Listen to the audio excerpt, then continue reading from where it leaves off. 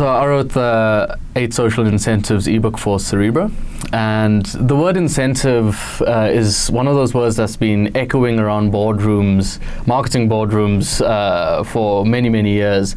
It's been there since marketing execs figured out that there's scientific ways to attract new customers and even encourage better performance within their own team.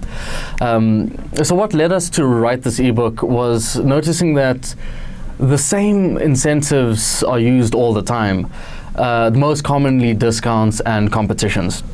So there are a range of other incentives that are at our disposal, and we've noticed 6 others. I'm not going to tell you too much because I want you to go read the book. So we've looked beyond the few obvious ones and identified 8 incentives. We discussed the effects on decision making and weigh up the intended and unintended effects.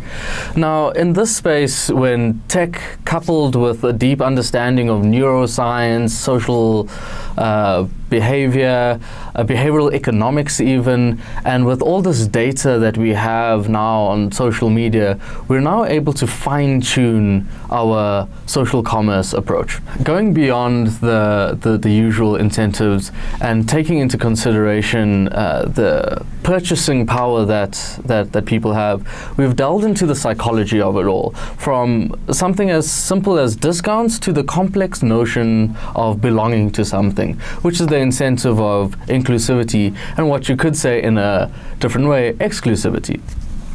So consumers have changed, markets have changed, and ultimately buying has changed. So the key thing here is that selling now needs to change, and marketers need to adapt their approach to social.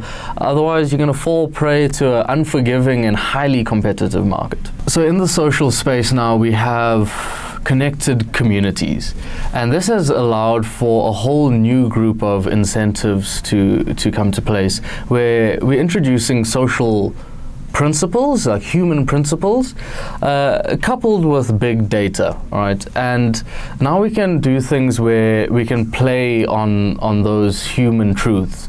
So something like paying it forward as an incentive, where if you, for example, if you buy a pair of shoes, we're gonna donate a pair of shoes to someone else. So now it's hitting an inherent human truth that we want to do good in the world, and the altruism of that is the incentive at play. One key example, and this is something that's misunderstood, and it's a very classic example coming from economics, which is scarcity being used as an incentive.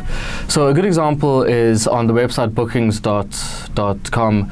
If you're looking for accommodation, it will say on the side there's only 4 rooms left and 6 people are looking at it. Now there's the, well, if I don't act now, I'm not gonna get the product.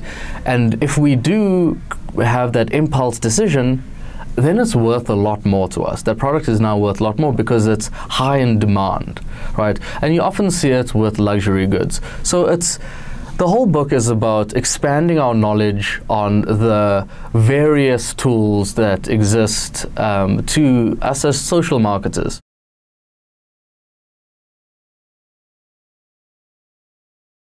I have 4 tips to give you on how to use social incentives the best. And the one is to understand the short-term and long-term effects. A key example is when you overuse discounts. The short-term effect is that you're going to get the sale, but the long-term effect, if you continue doing it, means that you're ultimately devaluing your product, and people expect that your product is worth less now. The second tip is not to overuse any specific incentive, because they can become associated to your brand. So if you continue using paying it forward, for example, customers are always going to expect that every time that they buy one of your products, that they expect you to donate, and that becomes associated and expected.